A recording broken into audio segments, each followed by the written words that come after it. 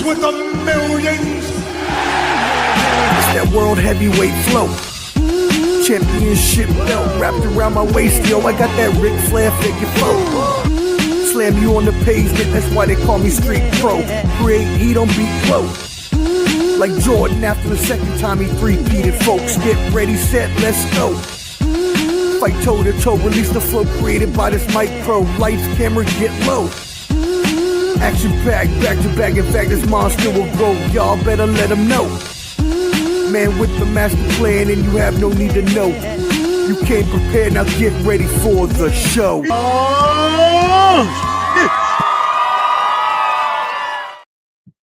Yo, yo, yo, what up, friends? Welcome into another edition of Ball and Buds. Yes, you see it. This is a special edition, the Super Bowl Spectacular Preview. Hey, we're going to have people rolling in. There should be a few other people joining us. I just threw the link out to whoever joined in the season preview and said, come on back if you'd like. So you see who we got right now. We'll have more coming in. By the way, if anybody is here you want, Bobby G, and I know Mar will, your channels, you're more than welcome to attach. Guests are welcome. And everybody else is welcome. Make sure you subscribe to Ball and Buds, BALLANDBUDS. Hit that like button for us, whether watching now or on the replay. It really helps out everybody out here. Just to let everybody know, Dirty Mojo is on IG at Dirty Mojo. Peach at Peachomania on X. You got Canteen from the Bottom Line Sports. You can check him and Flow out at their new show as well. You got Clubber D at YouTube, and Bobby G. Since I don't know all your channels, I'm going to let you go ahead and spit all those out, brother. I know what it is, man. Audible Sports Podcast on YouTube, and also Game Time 216. So, me and Big Mike for the Man Cave. Check us out. It's usually longer than that. So I was like, well, I don't know all his channels. I'm not even going to try to say it. I just got to the point, man. Let's get to the main event. There you go. Yes, let's do it. Wanted to come into you, speaking of main event, after the Rumble was done and before UFC comes on. The Rumble, if you did not watch it, Roman Reigns was your winner there. A bunch of shenanigans happened and things like that. So, if you're a wrestling fan, go back and watch it. UFC tonight. I know Clubber D has done some stuff on his channel. Big fight, Volkanovski and Lopes tonight. Gotta wait. They gonna wait. It's Shakur versus Teofimo Lopez tonight. That's what's gonna happen. God dang it. That's who is your winner? I'll talk about that later. Okay. All right. Let's do it. You were at a fight the other day, weren't you? I was at a fight last night, Pro Box. I got to talk to Lamont Jordan's brother. I talked to a couple other fighters there. I was right next to Sean Mitchell, dapped him up. I was able to talk to him. I was trying to talk to Francine. I'm a butcher her name, but hard hitting diva. She's fighting Clarissa Shields next. She was right next to me. I was trying to weasel my way in to talk to her, but I didn't want to be too much of a groupie and get her on. But it was pretty fun. It's pretty fun out there in Baltimore. And I saw the pictures. You posted, man. It looked like you had a good seat and everything. It looked like you had a good time, man. So I was right there by the ring. Paulie Malignaggi was right, kind of 50 feet from me, 25. I was about to go there and body slam, but I didn't want to get kicked out. You know what I'm saying? And like his comments he said about certain people last name Floyd. Well, let's go. Do you got a picture of the fit? What was your fit that you were wearing, man?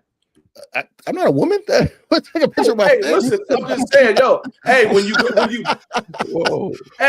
at the gate, when you at the fights, you always see the motherfuckers and they posting what they wearing, man. Oh, I'm not Frank Lucas. I don't got the fur on. You got the hat on with the big ass shades and shit. No, I had a bomber jacket, a t-shirt, and some cargo pants. That's all I had. And a backwards hat. Some ice skates, hopefully. Yeah, I trust me. It was rough getting home. Those roads on 295 going from Baltimore to the Northern Virginia area, it's not that great. So it was fun. Word up. All right, let's get it kicked off. We got some comments here. Shout out to D Clubs, the original. For your fit. And then shout out to William Tarkowski, excuse me. Salute. Thank you for tuning in. Says who's going to win? You're going to find that out. That's what we're talking about today. So thank you for tuning in. With salute to you and everyone else tuning in, piling in there. We got a bunch of people coming in. So hit that like button, whether watching now or on the replay. Let's get this kicked off. Last week, we saw two conference championship games. And the first one we saw was, and I wish, you know what? Nope. we're going to save this because I take Jake is supposed to be here, and I want him to eat his crow. So we're going to start instead with the Rams, because I thought he would be here already. Rams and Seahawks is what we'll start with. The Seahawks, which was a great game, as we all said it would be. I know everyone here thought that it was going to mimic the first couple games and be come down to the wire sort of thing, and that it did with the Seattle Seahawks winning 31-27 over the Los Angeles Rams. So let's go ahead and kick this off. Dirty Mojo, start us off. What were your thoughts on this game? Oh, what a game. I mean, when you watch this game, this was a classic. This should be one of those ones that in a few years you can turn it on into one of the NFL Classic playoff games. Both those quarterbacks were on fire, playing all across the board. It was nothing left out there for our imagination. And I think what we said, too, on the last show was that we hope that this one is going to be one of those games that was totally different from that Denver Broncos game against the Patriots. And it sure enough was. It was a classic game. Both quarterbacks showed out. At the end of the day, I actually thought that the Rams were going to kind of pull it off. It kind of makes you think, too, towards the end of that game, should they have let them score a little earlier or what should they have done? But it all goes back to kick the field goals. Stop going for these plays on fourth down. We've been talking about this shit all year long. I don't know what it is about this algorithm or this what do they call Analytics. The analytics to go, man, kick the field goal, because all they needed to do was get in the field goal range to possibly just win the game, but they didn't. So, hats off to the Rams. I think they had a fantastic season. I actually thought that the Rams were going to pull that one off, and I think when we had our little our comments and stuff like that, we thought it was going to be like the low-scoring game, kind of like the first one. It wasn't, man. I mean, anybody that was at that game got their money's worth, and anybody that actually plays for cable got their money worth watching that game on television too. Yeah, I mean, again, all their games during the regular season were amazing, and we didn't expect anything different here. And I mean, you made a very good point. There were some decisions made within this game in both conference championships, to be honest, and there always are. This game comes down to decisions and what the coach decides to do in that sort of thing. And a lot of people, and especially on this show, it's been debated whether those analytics and whether you need to be going forward on certain downs or not is the actual way to go about it. Peach, what do you got? Hey, great game. It didn't go like I thought it would. I did pick Seattle, if you guys remember. I thought Seattle would win, but I didn't think offenses would go up and down the field like they did. But again, the Seattle Seahawks defense held their end of the bargain. They did what they needed to do to win. They're the best defense probably in football right now, I'd say, especially left over, especially we know it's only the two teams left. There's only two teams. But I will say this. I said I didn't think Sam Darnold would turn the pumpkin, but my words were that the defense wouldn't let him turn a pumpkin, but he wasn't a pumpkin regardless. He had a hell of a game, 3 touchdown passes. Hey, you got to give the man his flowers when he deserves them, right, guys? Yeah, it's true. Canteen, what stats do you have for us on this game? Yeah, man. So we hit the stats on this game. It was 27-31. We look at Matthew Stafford. He ended up going 22 for 35. He threw for 3 touchdowns, 374 yards. Corum, the running back from the Rams, 9 carries, 55 yards. Puka Nacua, 9 receptions and 1 TD. But Sam Darnold, man, 25 for 36, 3 TDs, that's 346 yards. Kenneth Walker, 19 carries, 1 TD, 62 yards. And then Njigba Smith, 10 receptions, 1 TD, 153 yards. Here's my thing I want to talk about, Professor. I mean, where does this put McVay, and where does this kind of put? I mean, we all know that Stafford probably is going to end up being the MVP of the season with his numbers. He's had a phenomenal season, but for them winning at least 12 games, and then Seattle with Sam Darnold. I mean, what does that say for the Rams? But I mean, everybody thought Sam Darnold was going to turn into a pumpkin. That was on everybody's radar because he did what he did up in Minnesota, but then he ended up going to Seattle. He performed well in Seattle. The numbers look good on the offense. Their defense withstood all that came their way. But then you look at McVay and you look at a guy like Stafford. I mean, it's kind of like, how much does Stafford have left in the tank? Does McVay have anything left in the tank? But I mean, Seattle, they did what they came to do, man. And that, to me, out of the conference championships, that was the best game out of both of them. Oh yeah. 100%. Yeah, no, of course, no doubt about that. Bobby G, your thoughts? Yeah, man, everybody's spot on. But to me, the biggest stat in the game was 0, 0, 0. 0 attempts, 0 yards, 0 touchdowns. Zeros came from Zach Charbonnet. I actually think if he had played, I don't even think this game would have been close. And I'm not saying it would have been a blowout, but I think Seahawks would have won more handily had he played, because his fill-in, George Halani, he made a lot of mistakes out there. A few drop passes that Charbonnet definitely would have made. And I think his absence in the run game was felt, even though K9 did his part, did we could. Obviously, they won the game. But I think I'm as good as the game was, as good as the series was, and as good as the season was for the entire division, I actually think the gap is bigger between the Seahawks, the Rams, and the Niners than it appears. So, and especially in what way? If Sam, like obviously this season, it appeared that they're relatively close. I think there's clearly a number one. Seattle like for the regular season, a lot of people, it kind of looked like it was. I think it kind of looked like it could have been 1A, 1B, 1C. Now, I think Seattle's clear number one, and the Rams and 49ers are fighting for second and third place, especially if this is going to be the version of Sam Darnold that we get going forward. So, I definitely agree with you there 100% in that division, but the Rams and Niners are still a top team in the NFC. Yeah, right? I'm not saying that like that. I'm just saying that in the regular season, it could have looked like it was 1A, B, and C, but it's clearly Seattle, then the Rams and 49ers. No, I got you. I agree with you there. Do you think if the Rams would have won, you would have still had the Seattle Seahawks? I don't think the Rams would have won that game. That's what I'm saying. Okay. Like they didn't get it done. If Charbonnet plays, I think they win that game by at least 10. Okay. But they did play them close enough, and they did play them close enough that they could have won that game if something went the other way on the other side. Clubber D, this is your division, so how do you feel about those last thoughts? Well, I mean, the Rams had a chance when Woolen had that penalty when he was taunting the sideline, and I gave the Rams a chance late in the game, and it's like, all right, this is that bonehead moment where you guys need to capitalize. But they didn't, and Sam Darnold, like everyone mentioned, he's shocked everybody, and he's take the pumpkin away unless he does in Super Bowl. But right now, he's that dude. And I agree with Charbonnet. He would have added a little more than the backup, because when he said his name, I was gonna be like, who?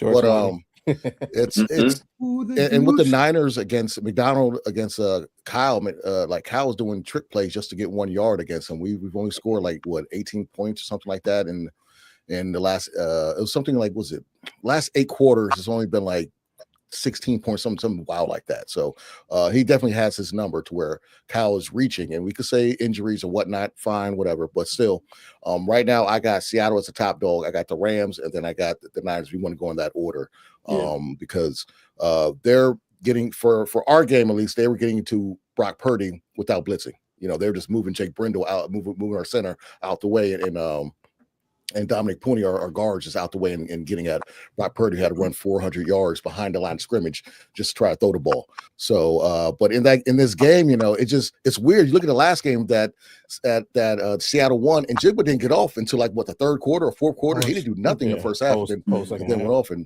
this game, he was from pillar to post. He was showing out. So Seattle's gonna be tough to beat, and they definitely did their thing. And Darnold, will this be the last time we see him? But McVay's flirting around retirement. Who knows? I know Canteen, you mentioned that, how much gas he has left in the tank. Right. Me, personally, jealously, they all should retire. Everybody. You think Stafford hang it up? You think Stafford should just be done? Nah, I mean he looks not the way this good to be done right now. I think he's keep on going. Yeah. He still performed at a high level. He's going to be the MVP, as we talked about. He didn't win this game, but that doesn't take away from the regular season that he had. Seattle, as everybody said, is a great D, and they are one that is only going to be able to get better as you go into the future. And Bobby G, you pointed out correctly. And I mentioned this the week before, Zach Charbonnet, shout out my fellow UCLA Bruin, love you, bro. But he tore his ACL, and that hurts when you don't have that thunder and lightning sort of combination that they needed. That being said, it was still a really good game. I don't think either team, I don't even think the Rams should feel, I would run it back if I were them. Good to see Cooper Kupp getting his revenge on his old team after they got rid of him. Right. You love to see that come up. But yeah, So- for so now, I- Seattle's the better team. I think all three, even if you include the 49ers at full strength, I think all three of those teams are three of the best teams in the NFL. Yes.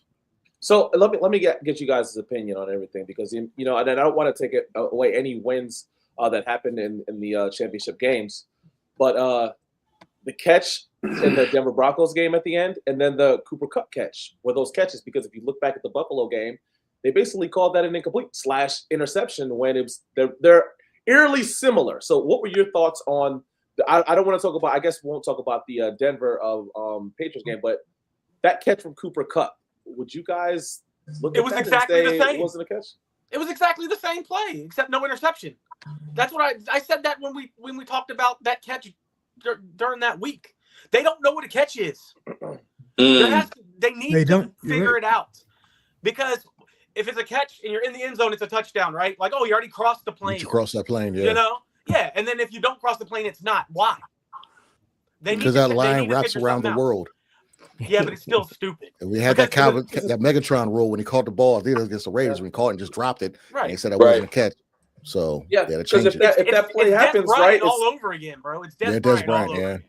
Because that catch was on second down, so it would have been third down and like 10, right? Or third down and 8, something like that. So they still could have got a first down on the next play, but they called that one a first down. The clock kept going. They rode down the field. So that's why I was just wondering, what are you guys' thoughts on that catch? And then you look back at Buffalo, and it could be a different story, but yeah. And I also want to Buffalo catch. That was a pick to me. My understanding, you got to control it through the ground. Plus, the defender's hand was still like clearly in between the receiver and the ball, so it wasn't like he had clear possession. He never had 100% possession. They hit the ground. The defender took it away. Hit the weight room, bro. I don't think you could tell if he had possession or not. That's the problem. No, he did. You clearly see the defender's arm in there as they're going to the ground, and then when he hit the ground, he freaking took it. Hit the weight room. Get your weight up. Cooper Kupp was his drop, though. Yeah, you want to hear argument from me on that one? Yeah. All right, cool. And what is everybody's thoughts around? We don't have to go long on this, but I'll just make it easy since everybody's here. Should the Vikings have kept Sam Darnold? I think is a pretty legitimate question to ask. Should they feel like they made the right decision? Now take everything into account, right? They still got McCarthy there. They won their last 5 games. He's still their quarterback of the future. They saved, $20-30 million. What do we think about this decision? Where should anybody have thoughts? I think. Go ahead. No, go ahead. I said I think hindsight. Yeah, you say yeah, they should have kept him. Mm-hmm. But when you draft a quarterback as high as they did, you kind of got to get rid of him, right? Like so. Right. I agree with what they did, but it looks stupid now because of hindsight. And that's what I thought, because they hadn't fired the GM until he made those comments looking back on the mistake he made. Right. And they just recently fired him, right? Yesterday. Today, yeah. Yeah. Any other thoughts on that? Yeah, that's the thing I was going to say. They fired that dude. Go ahead, man. He made the comment, but they asked him a question. What was he supposed to do? Right. I know. That was a weird predicament for him to be into, because you kind of don't ever get that. Like, do you think you should have kept him? And then, wow, what is he supposed to say? But you can talk his way out of that. He should be trained to talk his way out of that. Right. Fluff around that. Right. Yeah. You should be able to skirt around certain circumstances, situations, and different things like that. I mean, should they have kept him in hindsight? Yeah, but it's like as Pete just mentioned, it's a money thing, man. When you got a guy like McCarthy and the way he came out, it's hard to deviate and go from that. But like I said, man, Sam Darnold, he's 3. I mean, everybody thought he was gonna be a pumpkin, but I mean, he has come to the forefront and played good football all year since he left. Mm-hmm. Yeah, I mean, it's absolutely right. All about the money. When you got a high draft pick like that, and mind you, you're on the clock as soon as you draft him, so you got 5 years, right? He got hurt, missed his rookie year. Now you got 4 years, right? And it just depends on the value you're putting on Sam Darnold. Like, they offered him $25 million, which is solid for a bridge QB, right? Right. Seattle came in with the 35. It's like, do we really want to go that high when I have my first round pick, who I need to see if he can play in this league? Right. Plus, people forget they also had Daniel Jones, who they tried to keep as well. So it was more than just a Darnold decision. He had a 3 QB decision to make, and it is what it is. Yeah, again, I think you said it best, Peach. In hindsight, Yeah, you'd love to have kept Darnold, but he failed those last 2 playoff games. It put a sour taste in your mouth. You have a rookie QB. You're saving $30 million. You got to find out at some point. He made the right decision in my mind. It just didn't work out, kind of thing. Yeah. It wasn't like when Nico Harrison traded Luka. That was just flat out a bad decision. Now, you can say whatever you want in hindsight. Now, the Cooper Flag is putting up 49 as an 18-year-old, but Omar, you brought up the biggest point. He also left a sour taste in their mouth at the end. Mm-hmm. He did what he normally does before this year. Yep, pumpkin. Right? So they assumed, no, we're going to go with the top pick rookie that we drafted, and we'll move on from the guy that's going to choke every year in big games. Yeah, I think it was a good decision again. Yeah, it was a good decision. But like I said, they're about to trade for Mac Jones anyways. Yeah, it looks horrendous in hindsight. That's all it is. It's just a hindsight thing. And firing the GM now makes no sense to me. This is a bad time to fire him. I mean, all the other guys are fired now. You're scooping from the bottom of the barrel. Yeah. Like this is a stupid idea. I think you keep one more year in my mind. So hey, let me ask you guys this: Is Darnold the Tom Brady? Because think about it, McCarthy doesn't get injured last year at the beginning of the season. Darnold's not playing, right? Right. McCarthy's probably playing most of the season. So look what he did last year. He goes 14-2, 14-3. Then he gets the he doesn't get traded, but he gets basically picked up by Seattle this year. And look what he does this year. And you're looking at it like, damn, if McCarthy doesn't get hurt last year, he's probably the backup for the Minnesota Vikings this year, right? Mm-hmm. Yeah. And you just brought up another good point. I think I read that he's the first quarterback in NFL history to win 14 games back to back with 2 different teams. Back to back. Back to back in general, maybe. No, you're right. No, not in general. Mm-hmm. Yep. Yeah, no, all good points, gentlemen. Perfect. All right, let's hit some comments for the next game. Yep, we see you, brother. Thank you for tuning in, everybody. I'm not saying any of these names. Yeah, some of those are kind of. I'm not saying. What is it? Thank you for backing us up there, Khalif. Oh, with the sub too, we appreciate it. Make sure you tap in with everybody. Sub to all the channels that you got here. The YouTube ones would be Bottom Line Sports, Audible Podcast, and Clubber D. Make sure you probably are sub to Clubber D's already. Speak Indonesian. Yeah, you might have to hit those closed captions in the settings. If you hit that settings button, that way you'll be able to maybe get it in English there for you. But we really appreciate everybody. Salute to everybody from everywhere, all over the world. All right, shout out. All right, cool. Let's move it in to the next game here. Jake, he said he had to work a little late. I think he just doesn't want to eat his crow. So we'll just go ahead and give it to him anyways on the pause on the video. Starting with you, Clubber D. New England Patriots 10, Denver Broncos 7. Your thoughts? Low scoring, kind of like what we suggest because of the weather in the second half of the game. It's not that the Broncos didn't have chances with Stidham. There was opportunities there. He just couldn't make those throws. I actually thought that when I think it was his first or second drive when he had that long pass, I was like, oh, wait a minute. And then they scored. I was like, oh, wait a minute. But then, reality set in, and it's I would say he turned to a pumpkin. He never put the slipper on, so he just stayed in the vegetable aisle. You know what I'm saying? So there's a reason why he's been on however many teams this early in his career. But I feel bad for the Broncos. This is from a person who likes a team who's always injured. To have someone go down right before the AFC Championship game, that's just heartbreaking. You know what I'm saying? And I still feel that theory is correct, that he broke his foot or whatever in the locker room, not on the field. I'm going with that conspiracy theory. And why didn't Sean Payton kind of call him out and he say something back recently? I think that was in the news recently that Shannon Sharp and Chad Johnson were talking about that nightcap. Basically, I guess Payton may have called him out or something like that. I don't know. I could be wrong. But as far as the game goes, like defensive game and Drake May, I mean, what can we say about that guy? He's the most non-personality having quarterback that is so successful right now. And the guy is like, he's like a plain mattress. He's not a purple, he's not a Casper, he's not a sleep number. He's just a regular Posturepedic. Hey, you want to buy me? Oh yeah, you're always reliable. That's him right now. You know what I'm saying? But shout out to the Patriots. Okay, that they're not gonna, whatever. I'm not gonna say nothing, but go Patriots. Bobby G. All right, 4 words sum up this game. Take the point, Sean. Yeah, pretty much. Jeez Louise. Yeah. What are we talking about right now? The end. Kick the field goal and we're in overtime. Like, what are we doing, guys? What are we doing? And it is like he came in And I hate Sean Payton. I don't like Sean Payton. I don't like Sean Payton. I'm with you. I don't hate him. I believe he's one of the more overrated coaches in the NFL. Facts. Yeah. And Facts. he spent the entire season proving me wrong and making me eat crow. And then that happened. And it's like, bro, can you get out of your own? Stop trying to be the smartest guy in the room. In the room, yeah. Mm-hmm. Yeah. Stop trying to be the smartest guy in the room. And that's why you're not in the Super Bowl. So, but I love defensive games. I know everybody, the game's tip. No, I love defensive battles, man. I play safety, so I'm all about a good defensive battle. Like you say, Drake May, he just made one more play than Stidham could. And that's the difference between having your starting quarterback and not having your starting quarterback. That one extra play that you need to get the job done. Because that's the bottom line. Because Stone Cold said so. Damn. Bobby hitting them with it. Canteen, give us some stats on this game.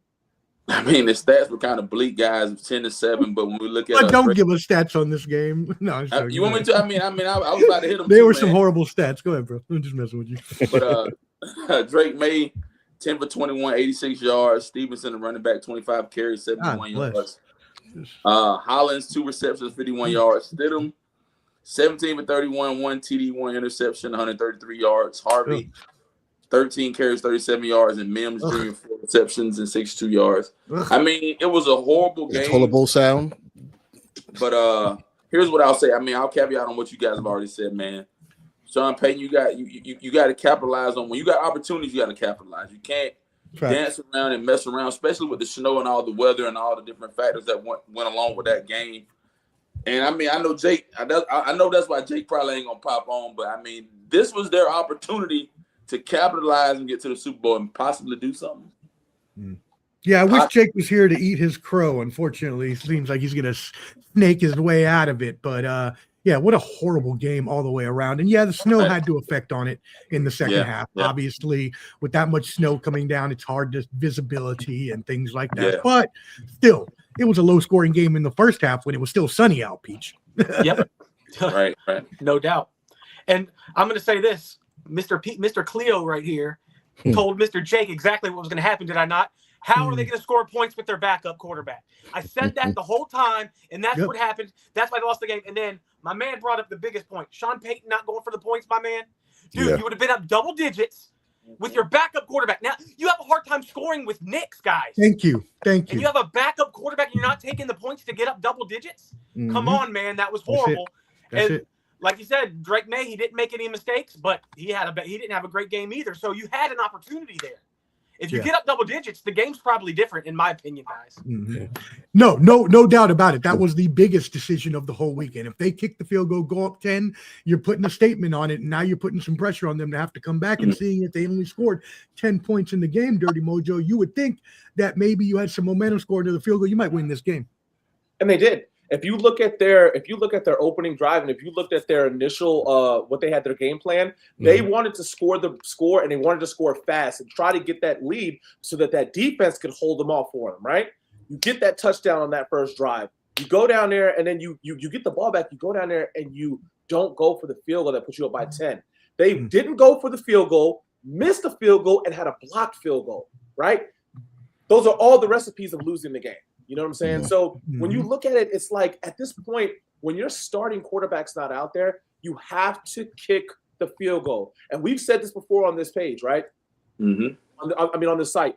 Teams that run trick plays don't believe that they can win. Teams that go for it on fourth down don't have trust in their defense. How do you not have trust in that defense? That defense was going to do the thing for you. So there's no reason that you should be saying, hey, man, we don't trust our defense. We got to go for it on fourth down. If it's one of those games, like, for instance, I will say towards the end of the game of the Rams-Seahawks game, if you say don't go for it because we're scoring back and forth, I can understand that. But this game is in the beginning of the game. You go up by 10 at home. It's a different atmosphere. I don't know what he was thinking. You know, Hot Take Jake came out here and said that he had the smartest quarterback for the coach in the fucking NFL. Remember that? I think he said that. Yeah, sure did bro, say that. He fucked that up, man. That was all him. And, you know, as far as and Bobby, you're right, man. I'm a defensive loving game too. I love those games that are 17-14 or whatever. I like defensive games. Unfortunately, this was a defensive first half game, but the weather was more of the factor in the second Sloppy. half. I still would have liked to see, but it was just like a weather type game. But that game was 100% lost. Special teams and Peyton, he gave that shit away, man. And what else did it do, Lamar? What else did it do? You had the momentum. You gave up the momentum. Exactly you don't give up the momentum. You don't give up. You didn't. I go for it. If they didn't have the momentum, go for it on fourth down, right? You go for it, but you lost the momentum. You lost the game because of it. It was over after that. And then you look at it like this, right? Look at their touchdown. It was your backup quarterback making a stupid ass fucking play, and he fumbles it. Just take the fucking sack, man. This is why you get up big. He's not making that fucking play. He's not, and that was it. That was just dumb to me. Because the fourth down isn't as crucial. You're right, because they don't have to necessarily make it if they're up 10. No, exactly. So I mean, them not having Knicks, I do believe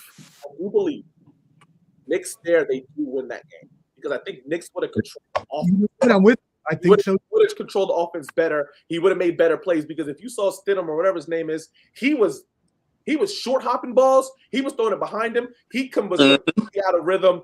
The late to the second quarter, all the way through the rest of the game, he just couldn't do nothing. And take one ball, hike the ball backwards. Playing all fucking year and getting 3 plays and getting 3 days of fucking practice because after the divisional rounds. They had to fly. They had to do all of this stuff. So he didn't really get a lot of practice, man. It showed a lot. Yeah, and shout out to everybody watching again. Man, hit that like button, whether watching now or on the replay. Helps us out. Getting Drickles. Ever since Dan Campbell started going for it on every fourth down, all these idiots follow suit. True. Yep. Now let me ask you guys something. So you think that every time that Dan Campbell goes on a fourth down, you think he don't trust his defense? I know. It's not that. It's that when you go for it every time, then people start to they project. They know they're going to assume that you're going to be going for it most of the time. Right. And they plan for it. And it's one thing too, Canteen, is if you have to go for it, you don't have to go for it. The game's tied or you're down by like one. Like Ben Johnson when he was going for it every time that first half. Y'all remember a couple weeks ago? With the Bears, it's like a measuring contest sometimes. They want to intimidate, like, no, we're rough and tough. We can just go for it. And then it's like you expect the defense, like, oh my God, they're going for it. Oh no, we're gonna stop you and take the ball in our side of the field, you idiot. Like so it's time and place for everything. To do it with the lead is just like the dumbest thing ever. It's asinine. Yeah. So there's a high school, I think they're in like Kansas or something like that, and there's a coach. He never kicks. He never kicks, and he always kicks onside. Always goes for a fourth down. And I'm like, okay, I get it. You're high school, but in the NFL, man, fuck. They're that that's shit, like a 2A man. right? It's 2A, it's not 3A. No, I think they're private, but they win. They win, but their scores be stupid. Their scores be like 60 to 50 and shit like that because they give the ball up on their 10-yard line. They'll go for it on fourth down on their 10-yard line. They'll give it up. Kick an onside kick, and it's only right there. You know, you kick from the 40-yard line, you go onside kick. The team's getting it on the 40. But it's interesting. I think they got a documentary on YouTube. You guys can watch it. But to be fair to Dan Campbell too, bruh, if I had Amon-Ra St. Brown, Jameson Williams, Sonic and Knuckles, I might go for it every fourth down too. With Goff as your quarterback, though. Bro, Peter Parker could be my quarterback. With those dudes out there, I can get a yard. I also do think he doesn't trust his defense a lot either because I'm glad he did against us in the NFC Championship game. I'm glad he did against us. Yeah, no doubt. We won. Not good. Their defense was no bueno. Yeah, and I mean everything y'all said is correct, and this game. It could have turned anyway, so we'll see. We'll see. Hey, Omar, we'll see if Denver can have the same season next year because I'm suspect on them. Yes, just like the Bears. So I know I saw something on It was Instagram or Facebook earlier, either today or yesterday, right? And it was talking about the Patriots, right? And it showed their schedule, and it said that out of their whole schedule, there's 3 teams that still have their coach from this year. The other team that they played all fired their coaches. Yeah, that's like, crazy. Holy shit! So it was like one of those ones. Like, did they play bad teams? Or I mean, they played the Steelers and they played their strength of schedule, as I had said a couple weeks ago, was below 400. Okay, their strength of schedule was below 400, so it was not good. They did not play good teams all season long. And they would have lost to the Broncos had Bo Nix been playing. Is what it is. All right, word. Again, everybody, make sure you tap in with everybody here. Hit all their channels, hit everybody up on their social medias, hit that like button. Helps everybody here in the algorithm. And as well, make sure you subscribe to Ball and Buds on YouTube. All right, well, this is what you came for. The Super Bowl next weekend, Super Bowl 60, Seattle Seahawks versus the New England Patriots, a rematch of the well-known Super Bowl that all of us know, where Pete Carroll's dumbass decided that he wouldn't use the best running back in football from 2 yards out to seal the game. No, let's outsmart ourselves like we're doing fourth downs every time and try to throw the fucking ball. Big dummy. Still hate you for that. Super Bowl, and now I hate you for ruining my Raiders. Super Bowl 60 will feature the Seattle Seahawks, 4.5 point favorites versus the New England scam cheating Patriots. 45.5 is the over-under there for the Super Bowl. Bobby G, hey, you're our special guest today. You go ahead and start us off. What are your thoughts and who's your winner and your score, please? If this game does not come down to 30 seconds left with the Seahawks with the ball on the 2-yard line and one timeout, I'm gonna be pissed. Right. I need, Beast Mode and Sherman, all the alumni, because that's the cool thing to do now, be on the sidelines. Oh yeah, they're gonna be on the sidelines. I need it to happen just like that. And let's see. But I've been going back and forth. You know what? And I hate to say it, Vrabel's gonna get it done, man. Oh wow, okay. Vrabel's gonna find a way to get it done. The defense is nice. They just play disciplined football, right? Because that's what they're well coached. I believe. I don't know. Can you let me know this? I think they're the least penalized teams in the league. So they rarely beat themselves. Right. And that's part of the reason why they're in the Super Bowl, right? Because they rarely beat themselves. Like every team that they faced to this point basically beat themselves. The Broncos didn't play their A game, and bad coaching helped them get in there. The Texans, we saw what they did. And who do I trust more, Sam Darnold or Drake May? I'm not saying Drake. I'm not saying Sam Darnold's going to turn into a pumpkin. But what I'm saying, do I believe in his ability to play 3 decent games in a row, 3 solid, good games in a row? Right. Yep. Against 3 and there's more lights in the Super Bowl. There's more lights, bright lights when the Super Bowl comes around. Yeah, I hate to say I'm going to take the Patriots. I think it's gonna be close. I'm gonna go with a score of 27-23. 27-23, the New England Patriots. We got some questions here coming into the comments. The Argothan Prince, excuse me. Shout out, salute for tuning in. If the South Falcons are the Dirty Birds, what are the Seahawks? Thank you for your joke. We appreciate it. Waka Waka. Ken Drickles. Is Clint Kubiak going to be the Raiders HC? Yes, he will. I'm predicting it now. I'm pretty sure that's what's going to happen. Ken Drickles, Mike McDonald with 2 weeks to prepare is going to have Drake May spinning. That's a factor. Craig, shout out, salute for tuning in. Appreciate you. Said, nah, Seahawks got this. Defro says Seahawks all the way and says the more light, the better. Darnold has been. You didn't put the ending there, so I'm assuming good is what you meant there.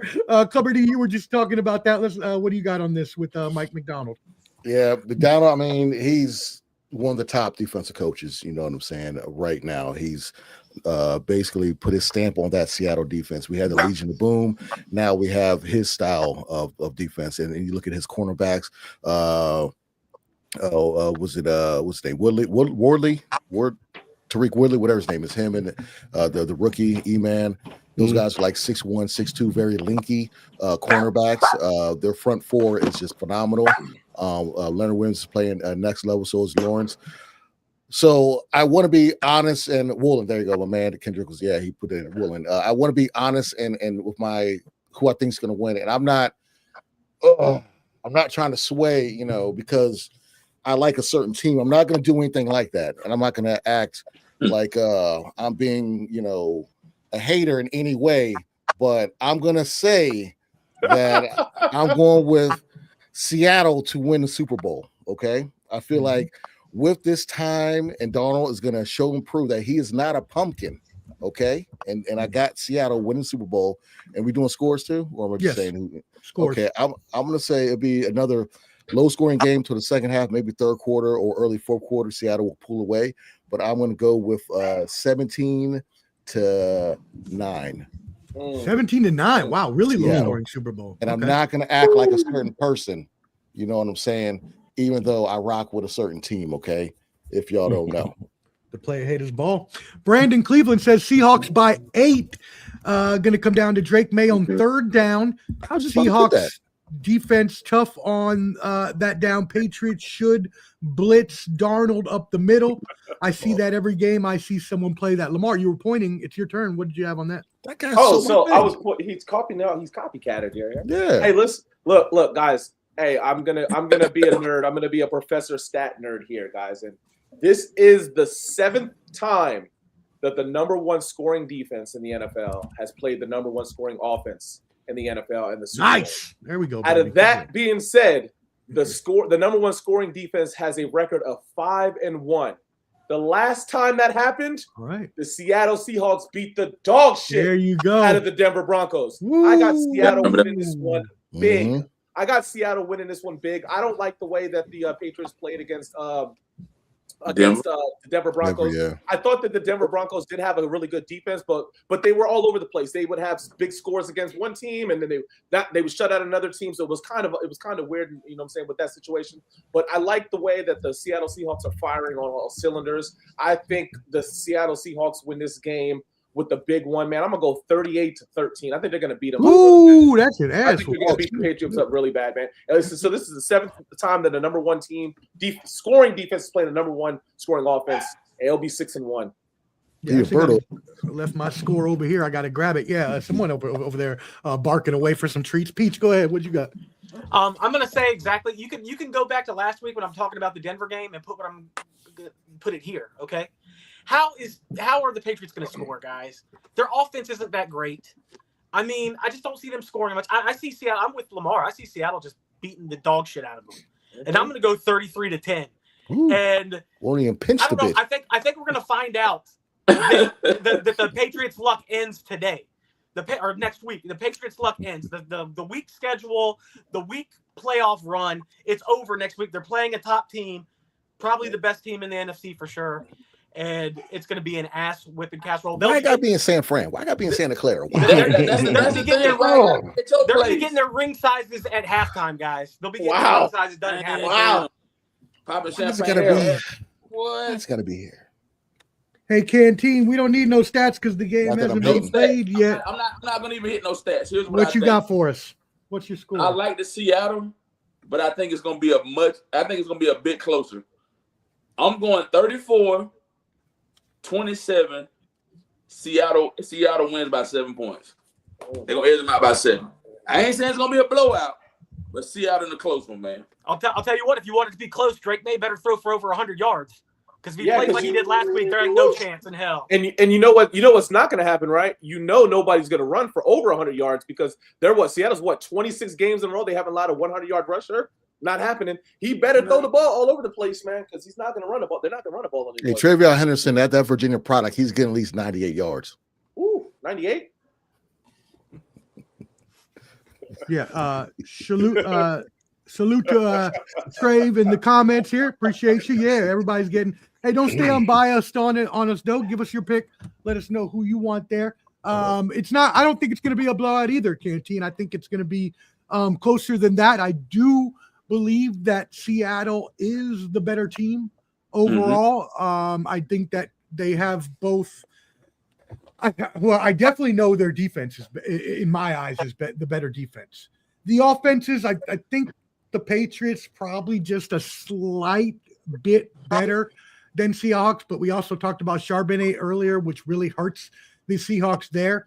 I just don't think it's enough. I do like what Bobby G said about Vrabel. A good coach. Tennessee should have never got rid of him. I know they're lamenting that now, seeing where he went.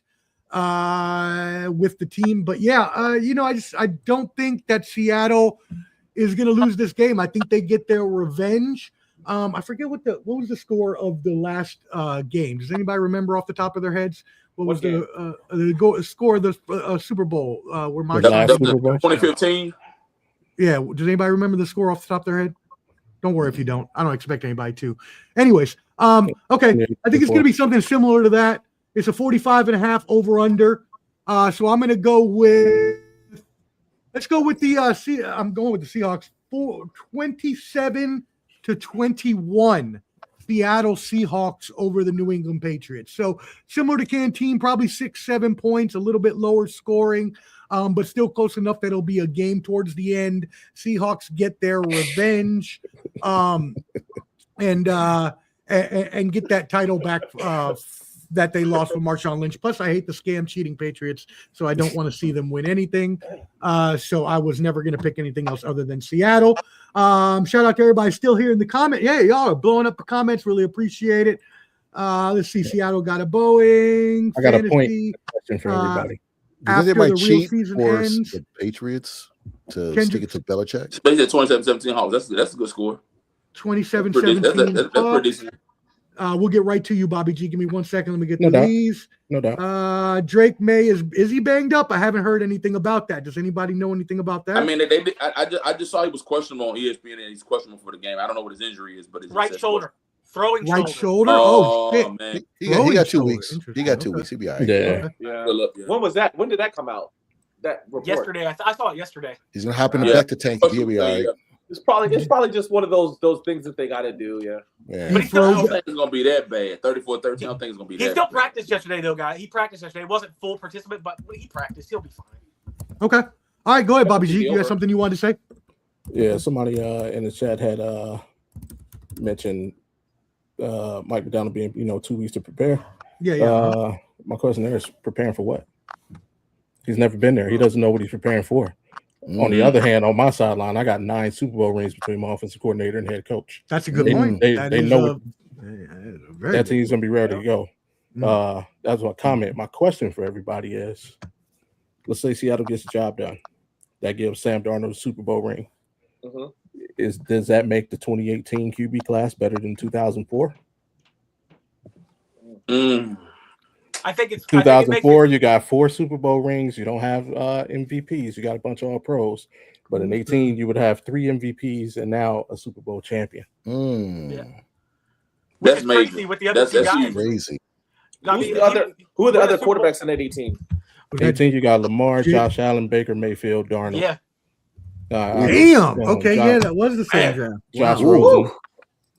In 2004, you got Eli, Roethlisberger, Phillip Rivers. Man.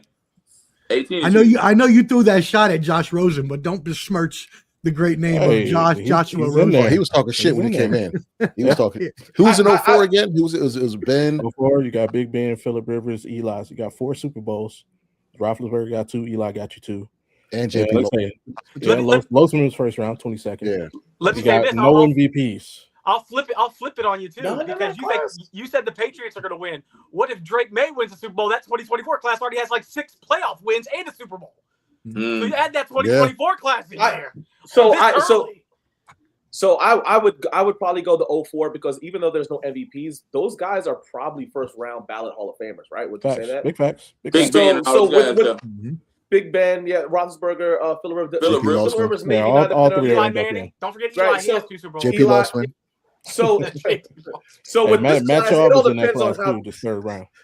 Hey. So it all depends on UVA. how it ends because those guys still have years that are playing. So Josh Allen, Lamar Jackson, those guys still have years playing. So they could potentially rise up and become a first ballot Hall of Famers. Lamar Jackson, maybe he might get one, depending on if he gets a Super Bowl championship or not. But yeah, as of right now, if you were to say today, well, you said that Seattle wins it, I would still go the 04 class. Yes. Yeah, you know what? That's all really good points. We can definitely compare those going into the future. They're definitely going to be able to see something we can see in a few years looking back on. But this is a good question that we got because everybody we were talking about before the stream started, so we might as well just let everybody know how we feel before we get out of here. He says, "Is my homie," and I loved what you called him, ball chuck. That's what he is, a ball chucker. Yeah, dude.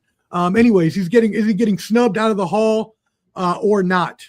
Again, we bantered this around. Thoughts, everybody who thinks he was. Now, I will give some backstory on this because I heard y'all talking beforehand. The Hall of Fame does have a new process where you can only vote in 3 people, and you had people like L.C. Greenwood and some other players that had been waiting a long time, and so some of the voters that didn't choose Belichick did come out and say that's why, is because they wanted to pick those 3 of the older players who hadn't been in. That's crazy, man. That's crazy. How long Roger Craig's been waiting for? How long? Right. But I'm just saying that's what one of the voters said. You can only vote 3. And so that's why he didn't reach 80%. He deserves to be. They're only letting 3 into the Hall of Fame now every year? Yeah, they're trying to cut down on the classes because there was a lot of people saying that they were letting too many people in, especially that 20-person class of 2020, which was ridiculous.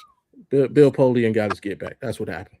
Yeah, that's all it is. Bill Polian got his get back. And the winningest coach in the history of the game is not. That's crazy, and the numbers don't lie. A Hall of Famer. Numbers don't lie. It's not like he's Barry Bonds. It's not like he's Barry Bonds or somebody like that. But it's just, didn't somebody not vote Ken Griffey? You know what I'm saying? Like, there's always that one just ridiculous person that's not going to vote someone automatically in that should be in. And like I said, Belichick, just like the Shedeur Sanders treatment, and you're not bigger than the system. That's all it is. Right. Pat on the butt. Sit down for a year. We'll get you in next year. Hey, Ken Drickles, I'm with you. It is because of this. Get your cheating ass down, Belichick. I don't even punk ass. Get your ass down. Huh? I don't even think it's the whole cheating thing, man. No, I don't either. I'm being. Because when you look at T.O., we were talking about T.O. earlier. I mean, look at T.O. T.O. is one of the top 3 receivers in the league. Period. But it was because he was a locker room. He's an asshole to the reporters. He's an asshole. If you're an asshole to people are not going to like you and not want to do things. They're the ones that vote you in, right? Right. They vote you in. Yeah. That's true. And look, I do agree. As much as I hate the Patriots and I just despise Belichick and Tom Shady, he cheating or not, you still have to be somewhat good to win 7 Super Bowls. Cheating or not. Gotcha. Cheating or not. So. And go to 9. So are they not going to vote in Tom Brady because of that when he's up? Come on, man. That's what I was about to ask the question. Do you now say that Brady cheated too, and then he can't get in? Of course. I mean, that's my point. I would love that. Please, God. Please, God. Please, Lord. Is Richard Seymour in or Willie McGinnis? Are they in? That's a good question. You said Willie McGinnis? He's in the Hall of Fame? Are they? They're not in, are they? Let me see. I think Seymour is. I know. Willie McGinnis is. I know that S-Curl might be in, but I don't know if he's in. Let's see. Hey man, and they did Willie McGinnis bad. Is not really Richard Seymour is. Yeah. I didn't like how they did Willie McGinnis on the NFL Network. I didn't like that. I bet he didn't go in as a Raider. Yeah. No, he definitely did not go in as a Raider. That's for damn sure. What a horrible trade McGinnis that was. is not in. McGinnis is not in. No, he's not. Yeah. Okay. All right. Well, there you go. That's your answer to that one. I think everybody agrees. Belichick, no matter what you think about his cheating and or his girlfriend and his antics and his UNC run so far, he should have still got in. I think we can all agree on that. Yeah. Voters do stupid shit all the time. We've seen it a couple years ago. Ichiro. Who was it that didn't get in unanimous speech? It was Ichiro, right? One person. Jeter didn't get in unanimous. Like all of them. Like some of these voters are just, come on, man, stop being a jackass. DJ Surhoff. Who? They don't have to tell. They don't have to tell their vote. That's the issue. So they can. They can hide behind. Yeah, they can hide behind it. Yeah. Well, we hope y'all don't hide, and we hope y'all turn out to more Ball and Bud streams. Y'all like that. BALLANDBUDS. Make sure you hit that subscribe button, hit that like button, whether watching on the replay or now. And we got one more thing. I know some people wanted to get out of here, so I will let everybody say their goodbyes, but we got to get one more thing to go. Bobby G, let me bring you up to the top. We got to solve this money issue we had from the beginning of the season. Someone made a little bet, a 3-parter at $100, I believe, for each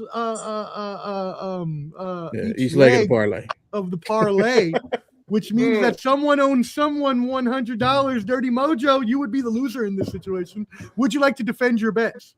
Well, of course. I mean, you guys got to look at it, right? I was basically told that I made stupid bets. Hindsight 2020, my bets were pretty good. If Atlanta had a fucking coach who the fuck he was doing, we would fucking win. But like I said, when I made my bets, it was based off of what I believe the season was, and it went off last year's season with the with the Chiefs. The Chiefs didn't look as good, and they didn't. They came off, they didn't look good, and this was even before all the injuries. I think the worst bet that I had was the bet with the saying that they would be last. But if Omar's team didn't have the shittiest fucking coach in the NFL this year, I might have pulled it off. But hey, to look at it, man, I made my comments. I thought the Falcons had the opportunity, and they did, man. We lost to the Patriots in overtime. We lost to the Colts in overtime. We played teams very well. We lost teams that we should have beat. We didn't. Right. That's why we got rid of fucking Radio Raheem. And then, like I said about the Chiefs, man. And then look, here's the crazy thing about the Chiefs, bro. Next year, man, I might even put the Chiefs next year at bottom again because you know what? And listen to this. They're probably not going to have Patrick Mahomes, and they're negative $50-something million under the cap. They are not going to have no money. They are the bottom of the cap. I think there's like minus 51, 58 million. But the cap might go up to 305 It's going about 301, 307. It's going up this year. So they already showed it, and I think they went from negative 57 million to like negative 51 million in the cap. So they're in the red by a lot. So it's going to be hard for them to come back, even with what's in them. Can I ask? I want to ask one more thing, Professor. But then I know what you done. No, go ahead, brother. You good? Hey, our new head coach, Stefanski. What you think? Let me wipe the. Hold on. I got to respond to the bet. Go ahead. But I also got to comment on that. Hold on, KT. Hold on. You good? Like when I hopped in the chat in a few shows, the main vitriol wasn't with me. I think you got me confused with Mark. He was the one fighting hard for it. Yeah. My thing was I said you made a bad bet because, and sorry, Omar, your team got to catch this straight. You were saying the Chiefs were going to finish last, like the Raiders didn't exist. We don't. That's why I said you made a bad bet because I knew I couldn't lose that bet. Second, I actually was a fan of your Falcons. If you remember correct, the reason I told you that they wouldn't is because Penix would be the quarterback. Man. I said had they gone with Cousins, they'd be a better team. But if they're going with Penix, there's no way they finish that. And to give you, I love having fun. I love talking sports. I'm willing to wipe it, man. It's a cool. I'm willing to wipe it, man. Hey, look, man. Better than me. Go have a beer or something like that, man. It was fun, though, man. Yeah. Oh, yeah. And going forward, honestly, I'm gonna tell you this for your Falcons. Just to answer can too. I think Falcons will be in the Super Bowl within the next 4 years. Hey, I would hope so. With Penix? I didn't say when. I said they'll be in. No, we'll be in there. They're hosting it. Yes, they're hosting. Atlanta's hosting. In 2028 years. 2028 been in Atlanta. Yeah, within the next 4 years, he'll have them in there. Yeah, the stands. Canteen. I mean, to answer your question, so I wasn't a fan of Stefanski at first. I did want to get Kubiak from Seattle. I was like really Kubiak, yeah. I started to do a little bit of looking at what he was, and I talked to Dion about this. I like the fact that he was in Minnesota for as many years as he was, and he didn't just become like a coordinator 1 year and then boom and dip out of there. He was a coordinator for Minnesota Vikings when they had that good season with Kirk Cousins as their quarterback. Before then, he was a quarterback's coach. I really hope, because I know Pease is going to be the one that's calling the plays, and I'm not really a big fan of the Pease sign. Tom Pease, who Dion? I was waiting for the who. But I do hope that I was waiting to say pause because I thought you were going somewhere with that piece. I know you like doing that. But I think that Bill Callahan is going to make that offensive line amazing, and that's going to really elevate even Bijan a lot more. I do think we're going to lose Tyler Algier, which sucks because him and Bijan were a great 1-2. He might be he's going to go off somewhere and be a really good running back starting somewhere for somebody else. But let's see, man. I don't know what they're going to do with Penix. I'll take Pitts. Pause. Pitts should be the happiest person in the NFL. Yeah. Right now, and what he did. Look what Stefanski did with Fanning, the tight end. You know what I'm saying? That they did. Fanning had an amazing season as a tight end over there in Cleveland.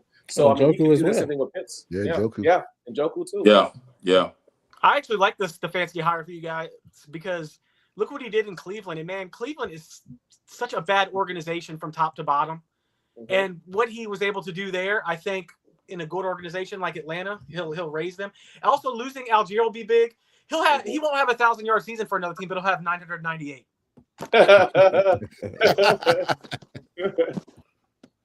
Anybody have any other thoughts they want to talk about NFL wise? Any other stories before we get out I'll of here? say for Niners, Raider Raheem, he's good friends with Kyle Shanahan. I think we might interview him. I wouldn't mind him. Defensive coordinator, right? Yeah, but he doesn't run the wide nine. He's good at because he was the Rams, he's McVay's at DC, and he's not a bad DC. But if I can have mine, a person, it'd be Schwartz. We can steal Schwartz because he's mad that Cleveland skipped him over. And I know he has 1 year left on his contract, but I would love to have Schwartz as our DC. Hey, one more thing, Professor, before we go. Please. Saleh going to Tennessee. What do y'all think? Where's the stadium at Tennessee? Where's that at, Omar? The new one. It's going to be right next to the old one. They demolished. Yeah. They're doing it in the parking lot. What y'all think about Saleh going to Tennessee, man? Opens next year. Okay.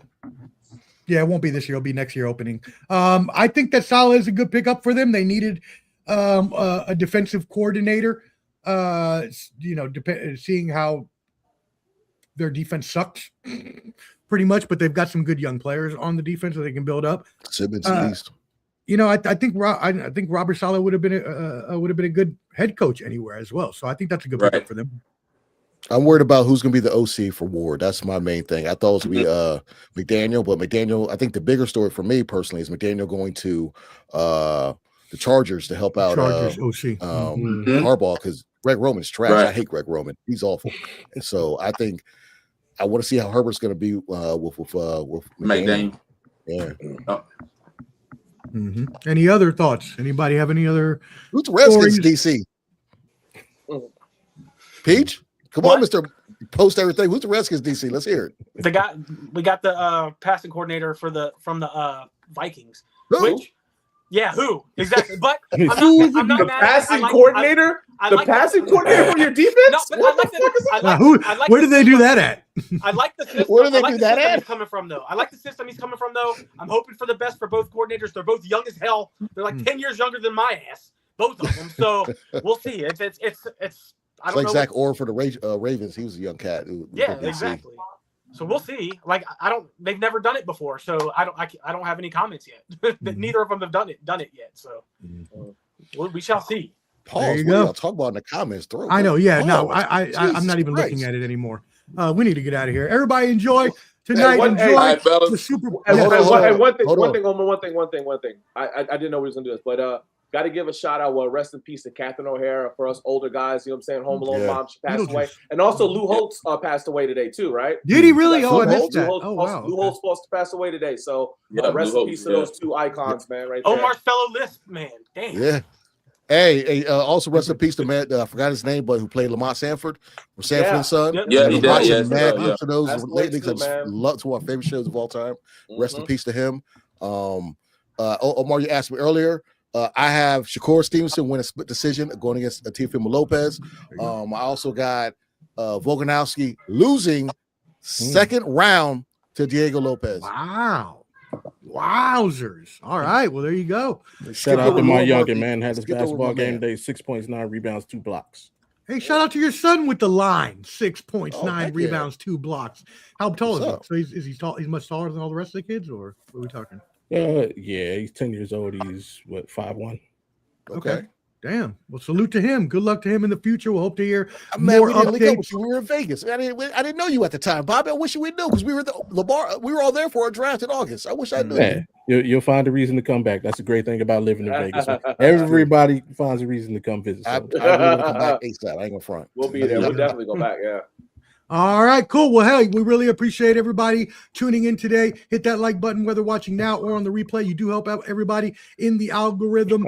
Dirty Mojo, you find him on IG at Dirty Mojo. Shane Peach at Peachomania on X. Ken, the Stat Man, is at the Bottom Line Sports with Flo. Check out their new show. Clubber D at Clubber D on YouTube and ClubberD.D on TikTok. And Bobby G, again, because I don't know all your channels, I'll save you for last. Thank you for coming on, and thank you for being cordial on that bet with you and Lamar. Y'all can handle that offline for now. I am no longer involved in that. Go ahead, my brother. Hey, right there on the screen, man, on the YouTube at GameTime_Bobby G, and of course on X, aka Twitter, whatever you want to call it, at Audible_Bobby G. There you go. Yes, it is there on the screen, as he said. And again, I'll go ahead and link all those in the comments as well, so you can find everybody's social medias. We really appreciate you tuning in this year. Enjoy the Super Bowl, enjoy the fights, and we will see you next time. Holla. Peace, fellas. Peace. He's with the millions. It's that world heavyweight flow. Championship belt wrapped around my waist, yo. I got that Ric Flair figure flow. Slam you on the pavement, that's why they call me Street Pro. Create heat on beat flow. Like Jordan after the second time he three-peated, folks. Get ready, set, let's go. Fight toe to toe, release the flow created by this mic pro. Lights, camera, get low. Action packed, back to back. In fact, this monster will grow. Y'all better let him know. Man with the master plan, and you have no need to know. You came prepared, now get ready for the show.